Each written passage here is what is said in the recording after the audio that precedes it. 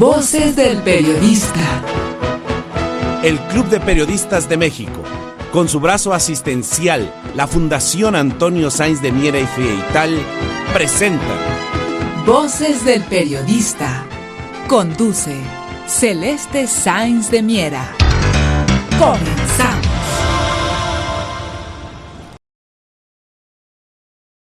¿Qué tal, amigos? ¿Qué tal? Muy buenas tardes. Bienvenidos a su programa Voces del Periodista, este programa que es de ustedes y para ustedes, y que pues desde hace 22 años se transmite de manera ininterrumpida.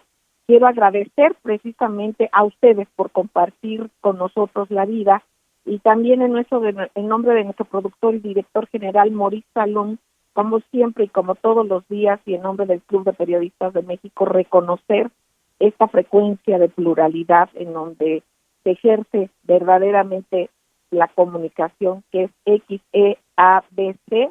Ustedes teclean, si quieren, en su radio 760 de AM, y si quieren en su aparato, en su teléfono, por el internet, por favor pongan radiocanion.com/XEABC. Aquí la pluralidad es verbo, queridos amigos, y bueno, gracias a todos los compañeros en cabina, gracias por todo su apoyo como siempre, y en un programa muy interesante donde se tocarán puntos muy relevantes.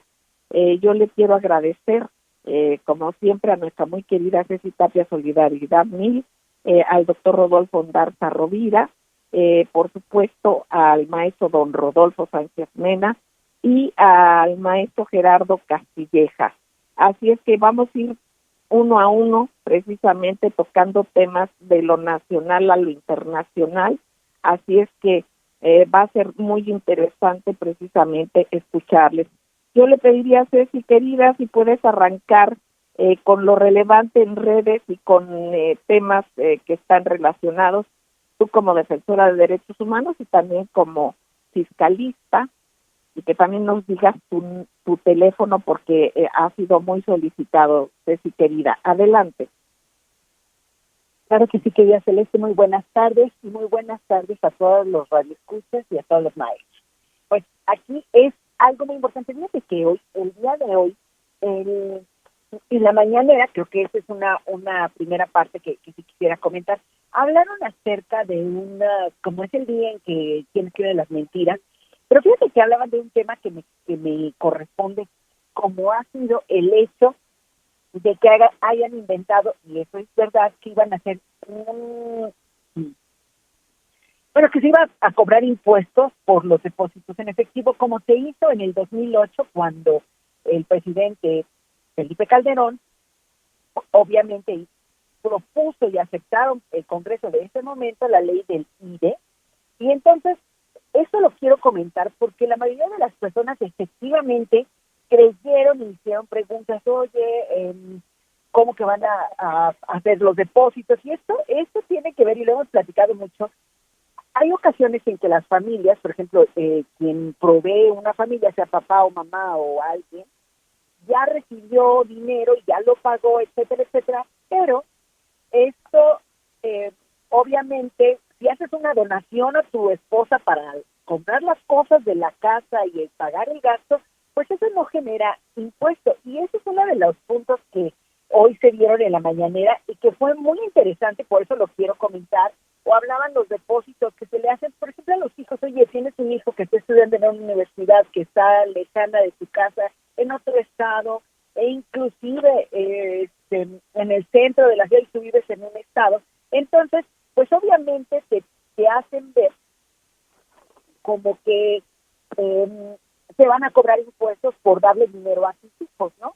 Entonces sí es importante que nosotros lo platiquemos. Eso fue parte de eso, pero también hay otro tema, querida Celeste, que se ha acabado las redes sociales, maestros queridos, es el acerca de cómo se está viendo el día de hoy o en estos días en la Secretaría de Educación Pública y el sistema que quieren utilizar.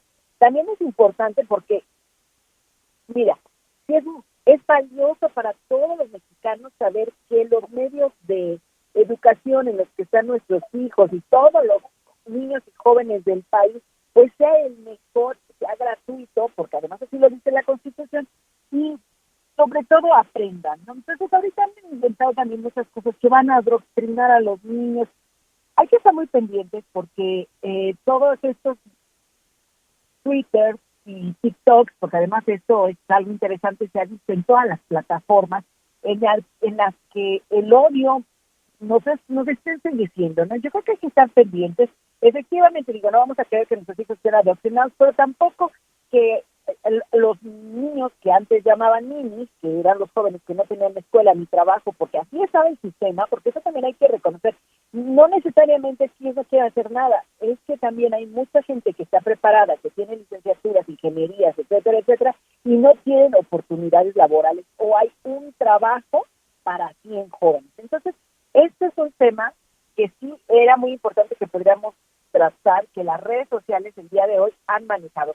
De la misma manera, lo que está pasando en Ayotzinapa, que es un tema nacional y que ha dejado profundas heridas en el país.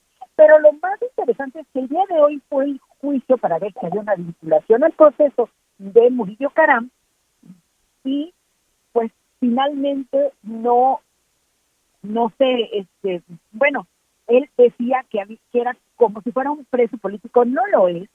Algo que quiero hacer algo que tenemos que ser puntuales es que él recibió un amparo para que se le cuidara física e intelectual, emocional y todo, cuando su época en el que él fue procurador ha sido la más cruenta para la tortura de muchísimas personas que al día de hoy no han recibido justicia. Entonces, pues sí, obviamente aquí me queda un eco muy fuerte y no se trata de ser solamente del partido en el gobierno. El presidente siempre dice no somos iguales y eso queda así como anillo al dedo, porque Murillo Caram, una persona que durante el tiempo que estuvo frente a la PGR, hoy PGR, fue un torturador o permitió la tortura, todos lo sabían, permitió muchísimos cosas como lo que estamos hablando hoy, por el que está enfrentándose a la justicia, que fue la desaparición de 43 jóvenes que se hizo mundialmente la mancha más grande en el sexenio de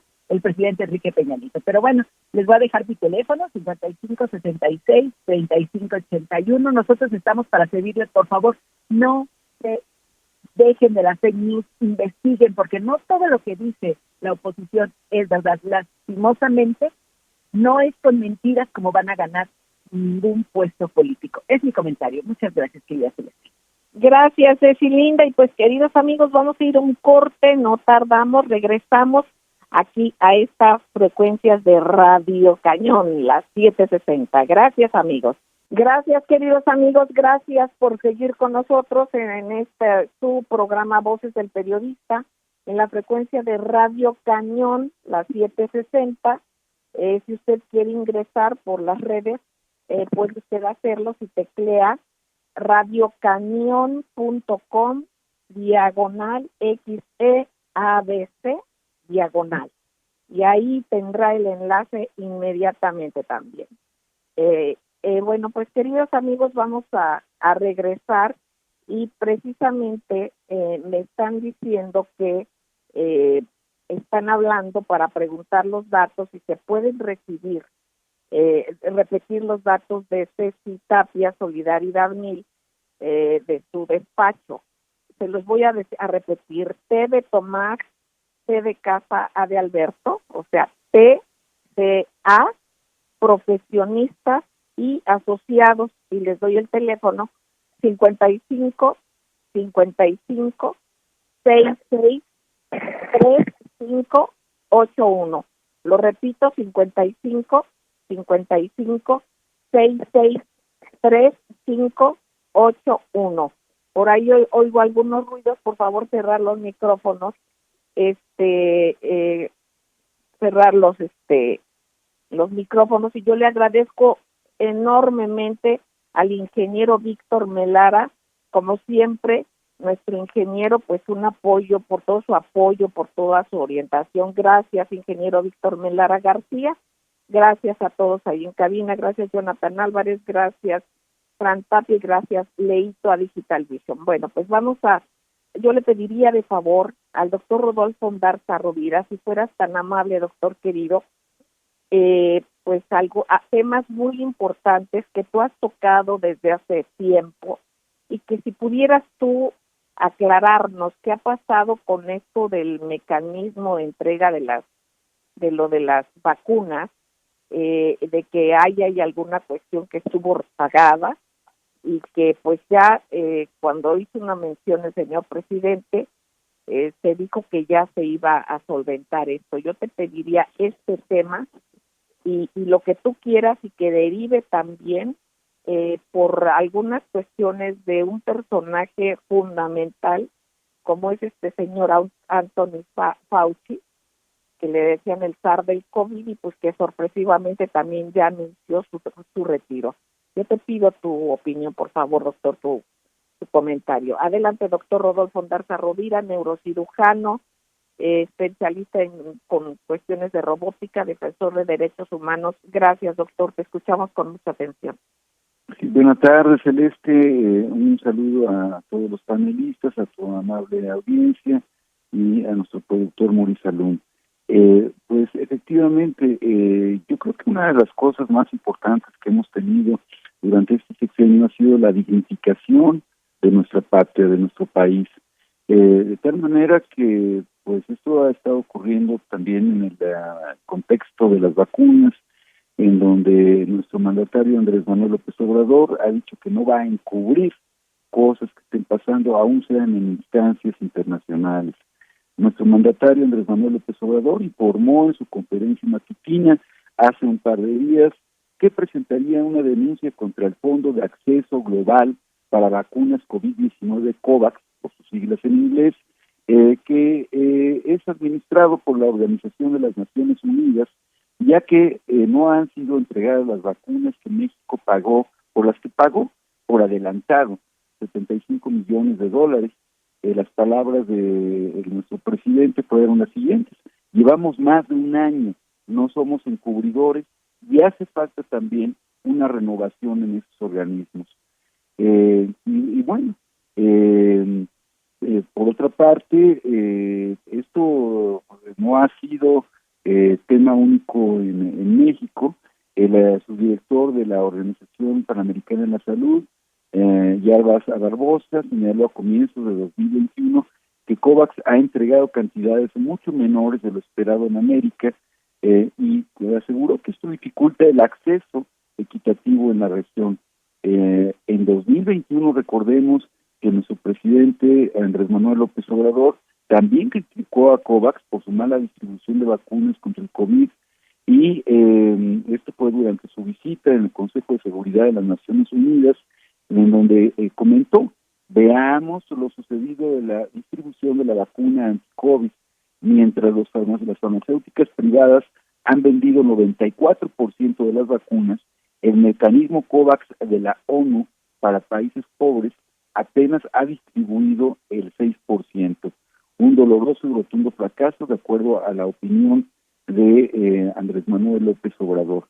Ahora, esto lo dijo hace un par de días en la conferencia mañanera, esta posible denuncia contra la ONU, contra el mecanismo COVAX, y curiosamente no pasaron sino unas cuantas horas, para obtener una respuesta de la ONU.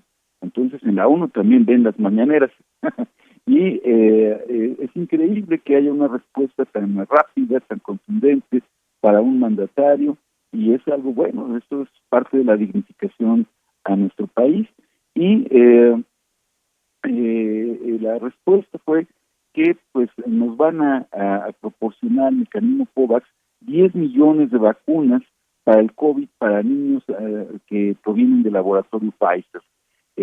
Nuestro mandatario dijo: ayer les comentaba lo de COVAX, ya respondieron ayer mismo, nos van a dar 10 millones de dosis de vacunas para niños.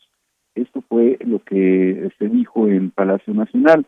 Por su parte, Hugo López-Gatell, secretario de Prevención y Promoción de la Salud, informó que desde que se suscribió el acuerdo por COVAX, el gobierno de México desembolsó alrededor de $160 millones, por las cuales obtuvo 24 millones de dosis de un tope previsto de hasta 52 millones de dosis.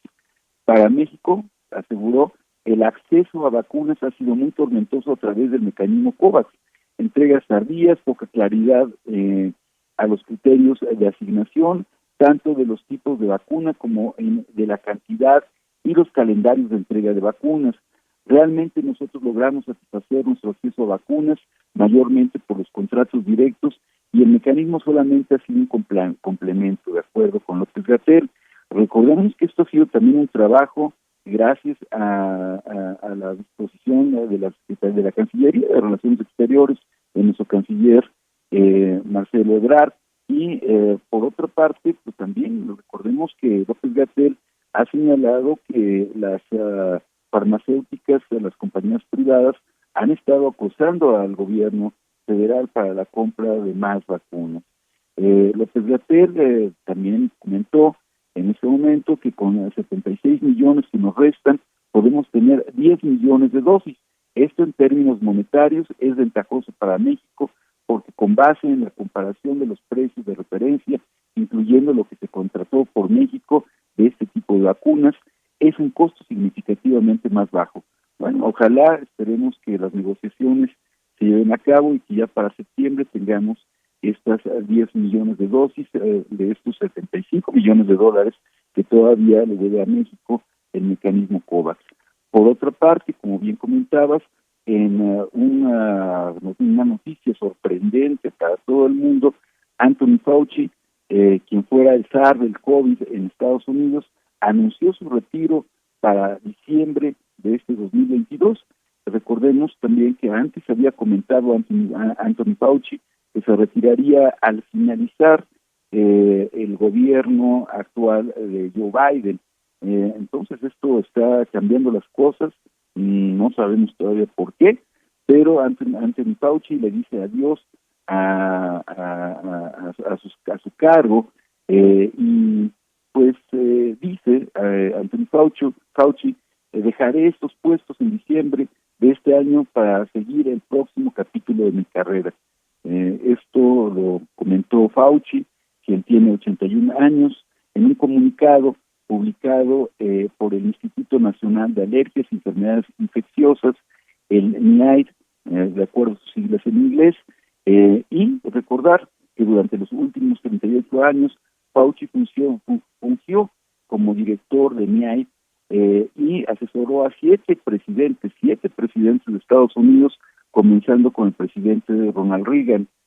Fauci se ha desempeñado como director de NIAID desde 1984, supervisando a este instituto de más de 6.300 millones de dólares, que es el segundo en tamaño en Estados Unidos, solo después del Instituto de Cáncer, Celeste.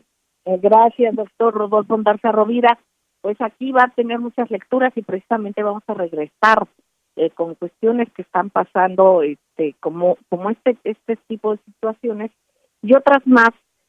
Aquí precisamente este personaje pues ha sido muy cuestionado, sobre todo abiertamente en años recientes, precisamente en el espacio presidencial del anterior presidente de Estados Unidos. Se supieron muchas cosas y cuestiones que tienen que ver con patentes y bueno, tanto más. Pero bueno, ese es otro tema. Vamos a ir a un corte y vamos a regresar a escuchar al maestro don Rodolfo Sánchez Mena. Ya verán qué interesante. No tardamos, gracias. Gracias, queridos amigos, gracias por seguir con nosotros en Radio Cañón las 7:60, queridos amigos. Bueno, yo agradecería al maestro don Rodolfo Sánchez Mena, académico, parte fundamental de la directiva de nuestras instituciones, el Club de Periodistas y la Fundación Antonio Sáenz de Miera, además de que él forma parte de la directiva también de la Sociedad Mexicana de Geografía y Estadística. Maestro querido, si fuera tan amable en compartir con nosotros temas relevantes y que vemos en este contexto que se vive preelectoral y algunos anuncios como el pasado, que unos tendrán que ver, otros no, pero aquí, por ejemplo, esta firma que hizo el presidente Biden, que es una ley que ya se ha denominado como una ley electorera, para reducción de la inflación. Aquí tiene que ver precisamente con todo esto, pues y con la visión geopolítica de usted, que tiene que ver también ahorita el contexto de la visita a México del secretario de Estado Anthony Blinken en septiembre para el mes de las celebraciones patrias, con motivo de nuestra independencia, ¿verdad? Y de la defensa heroica de México contra la invasión norteamericana del 13 de septiembre de 1847, pues imagínese qué contexto, qué fechas, qué simbolismo, y qué es lo que usted nos puede compartir, maestro querido. Lo escuchamos con mucha atención, maestro don Rodolfo Sánchez Mena. Adelante. Un saludo muy afectuoso para todo nuestro público. Gracias, Celeste, por la oportunidad de comentar la visita inesperada de Anthony Blinken a México en este contexto muy simbólico, en donde la sensibilidad norteamericana pues pasa por alto de que vienen precisamente los días en que hace un buen tiempo nos invadieron tropas norteamericanas para despojarnos de parte de nuestro territorio, incluyendo Texas. Pues bien, ¿a qué viene el señor Blinken? Nos preguntamos todos. Al señor Blinken dicen los medios de comunicación tradicionales que es un poderoso secretario. Para nosotros ya no es el representante del imperio que venía anteriormente a dictar instrucciones o a imponer situaciones. Ahora simplemente es un funcionario de una potencia muy disminuida como lo son los Estados Unidos, y lo vamos a explicar, Celeste. Mire, a propósito de la ley para reducir la inflación así llamada, así apodada, su antecedente es ni más ni menos el proyecto de ley para hacerlo mejor, ¿sí? Que estuvo año y medio congelado en el Congreso norteamericano porque 2 senadores demócratas se opusieron a este proyecto que más que para luchar contra la inflación tiene que ver con los negocios de la energía verde norteamericana.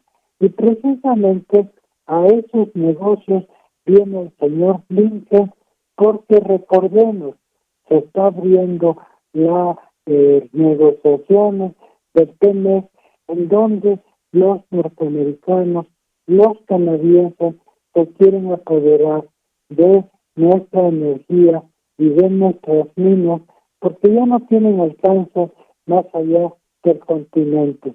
En Europa, pues sabemos cómo fracasó la energía verde. Hoy han vuelto al carbón, hoy han vuelto desesperadamente a comprar petróleo, y también, bueno, pues a comprar el gas que no les llega de Rusia, porque así lo decidieron, porque quisieron imponerle sanciones a Rusia, y entre ellos, bueno, pues no comprarle petróleo, ni gas, ni carbón. Y eso, bueno, pues se repercute aquí en México, porque estamos más a la mano, y por estar más a la mano, pues viene el señor Blinken a 100 días de las elecciones norteamericanas, porque pues ya es definitivo, es decir, esta ley pretende amortiguar el impacto, es un cinturón con el que nos ponemos en el carro en caso de una colisión, ¿sí? No nos impacte tan fuertemente como está pasando con los precios de los combustibles, de los alimentos, de las medicinas, de la vivienda en los Estados Unidos. A 3 meses de las elecciones norteamericanas, prácticamente estas se encuentran decididas, y la votación de los latinos, de los mexicanos, va a ser decisiva para el resultado electoral que se prevé que sea una catástrofe para el presidente Biden. A eso viene el señor Blinken. Y el presidente López Obrador, no se nos olvide, les ofreció acuerdos de guerra híbrida para apoyar al presidente norteamericano en esta contienda electoral, ofreciendo combustibles en la frontera a precios como los que nosotros manejamos, las otras ofertas se les hizo y allá las rechazaron. Y tan las rechazaron que nuestra respuesta fue al planteamiento del presidente López Obrador querernos imponer sanciones que no están previstas en el TEMEC. Bueno, pues el señor Lincoln viene a eso y recordemos, sí, como la hija del ex vicepresidente de los Estados Unidos, Dick Cheney, un criminal, ¿sí? Perdió las elecciones las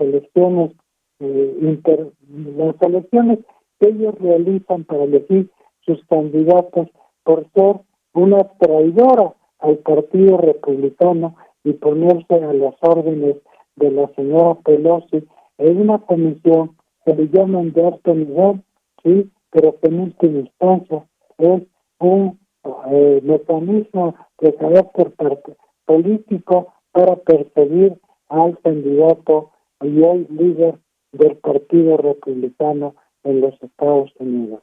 Y entonces, para concluir, pues lo que quiere Cheney de nuestro país, se dice que no va a entrevistarse o no se sabe si se entrevistará con el presidente López Obrador, pero lo que quiere es que en función de esta ley los negocios norteamericanos de las energías verdes, que ya sabemos que no sirven si no tienen toda una estructura bien definida de carácter de conectividad eléctrica, pues quieren imponérnoslos para que los precios de las tarifas en México se disparen. Y ya lo platicamos la vez pasada, programa pasado, si vamos a caer en el progreso energética como en Europa, en donde la mayoría de pobres de México no va a tener ni para comer ni para comprar energía eléctrica o para consumo doméstico. Este es el panorama y vamos a estar muy pendientes de qué quiere el señor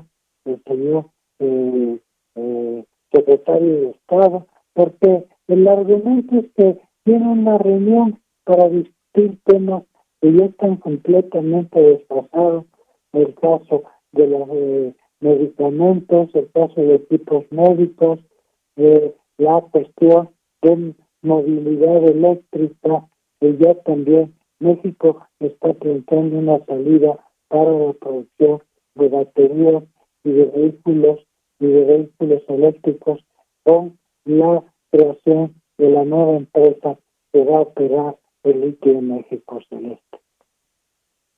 Es fundamental su análisis, maestro querido. Hay que estar atentos, hay que darnos cuenta como aquí no hay coincidencias, ¿no? Si son cuestiones que van hiladas una con la otra. Muchísimas gracias, maestro querido. Y bueno, antes de irnos al corte, y bueno, presentamos por supuesto al queridísimo maestro Gerardo Castilleja.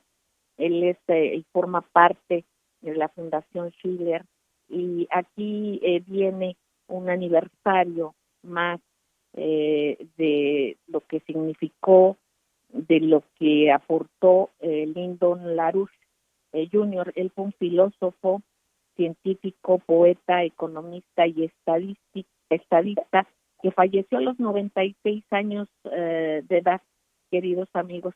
Y bueno, pues él desde hace muchísimos años tuvo la visión de darse cuenta, la capacidad de darse cuenta, de expresarlo y además de escribirlo también, de lo que estaba sucediendo precisamente con la economía, de lo que podía pasar, con el cambio que se dio de no seguir el patrón oro y de una serie de circunstancias más. una persona pacifista, humanista, y con esto vamos a regresar a escuchar al maestro Gerardo Castilleja, quien nos va a convocar a un evento que van a organizar. No tardamos, queridos amigos, gracias. Gracias, queridos amigos, gracias por seguir con nosotros aquí en Radio Cañón, las 7:60, queridos amigos. Bueno, pues vamos a regresar, como quedamos, a escuchar al maestro Gerardo Castilleja, precisamente tocando el tema de un homenaje, un próximo homenaje al personaje Lyndon LaRouche. Él nos va a hacer una breve reseña de su vida y obra.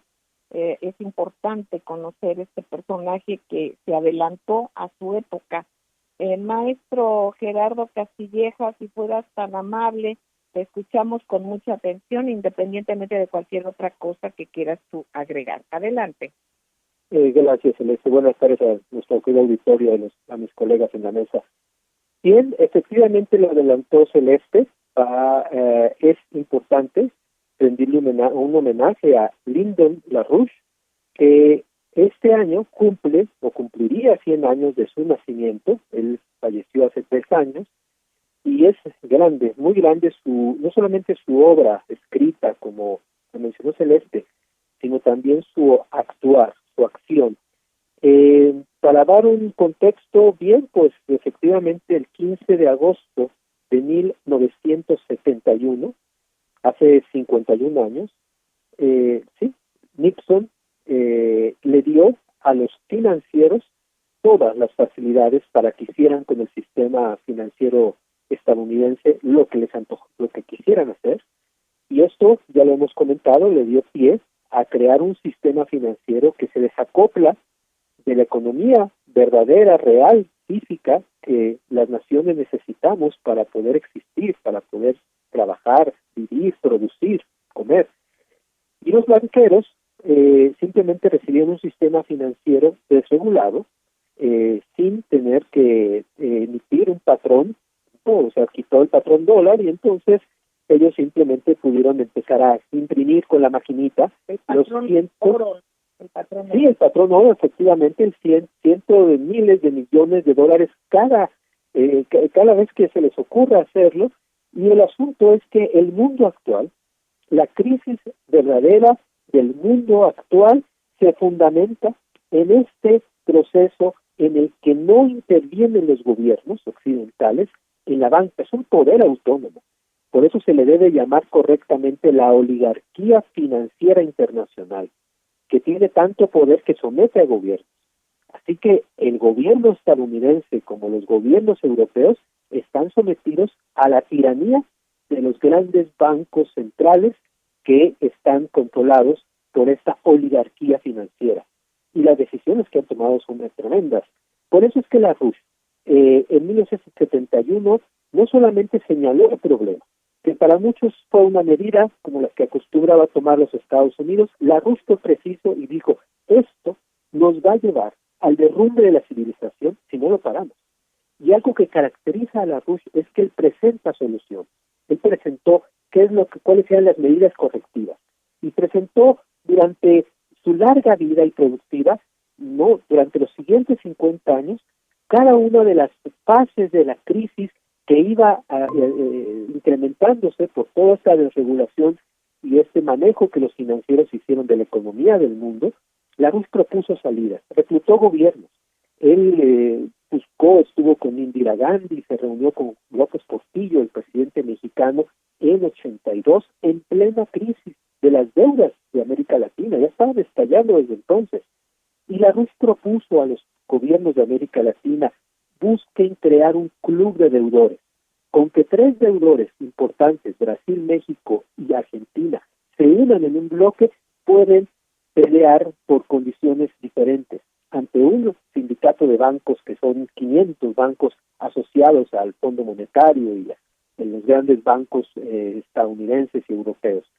Su voz siempre estuvo marcando la pauta, no solo en temas económicos. También habló él del problema cultural. El gran problema cultural que tiene la sociedad actual es que no ha aprendido a pensar fuera de los cánones que la propia oligarquía ha impuesto, ¿no? Pensar en términos de opiniones, y todas las opiniones son válidas porque las dice, tienen la misma validez. No, hay verdades. La ciencia, como la economía, las ciencias tienen verdades que pueden ser descubiertas a través de un método científico, y la humanidad tiene esa cualidad, no solo la cualidad fundamental de hacer descubrimientos de principios. Y la Rusia defendió el método científico y también el arte clásico. Así que creo yo que es el mejor momento para rendir un homenaje a una mente que se comprometió con el desarrollo, el futuro de la humanidad, y su obra queda ahí. Entonces vamos a tener el día 10 y 11 de septiembre, que es el segundo fin de semana de septiembre, sábado 10 y domingo 11, un homenaje a la vida y a la obra de Lindo Larouche. Va a ser conferencias, y vamos a presentar además la Biblioteca Larouche, una biblioteca de acceso público, para que toda la obra pueda ser consultada en un portal. Y yo les voy a dar mis datos para que el que guste asistir, lo único que se necesita para estar en el homenaje, que va a ser por vía virtual, va a ser su registro. Así que pueden mandarme, preguntarme, yo le voy a mandar mensajes. Mi Twitter es @GECastilleja, ¿no? Como de Gerardo Castilleja, es @GECastilleja, ese es mi Twitter, y pueden también escribirnos en el portal larouchepouf.com, o sea, LAROUCHE, P de Pedro, U de Uva, B de Barcelona, larouchepouf.com. En ese portal pueden también escribirnos para que se registre.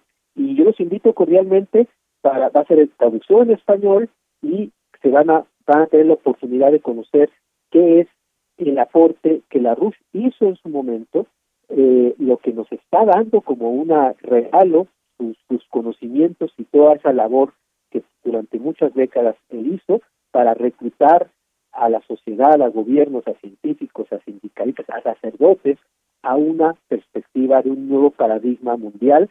Y lo más importante es que tenemos que decirle a la humanidad que claro que hay salida.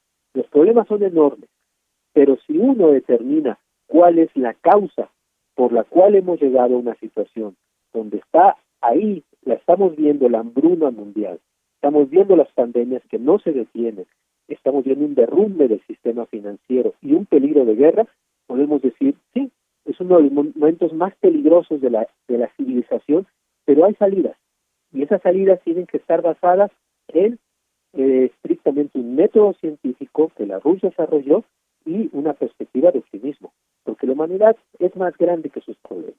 Lo que pasa es que tenemos que ya dejar esta, como Larouche solía decirlo, esta adolescencia. La humanidad es todavía adolescente, todavía no hemos madurado como humanidad, todavía resolvemos nuestros problemas a golpes, muchos de ellos. Tenemos que aprender a resolver los problemas sin violencia y a través del uso de la razón. Esa sería la invitación, y están todos, por supuesto, cordialmente invitados. Gracias, maestro Gerardo Castilleja.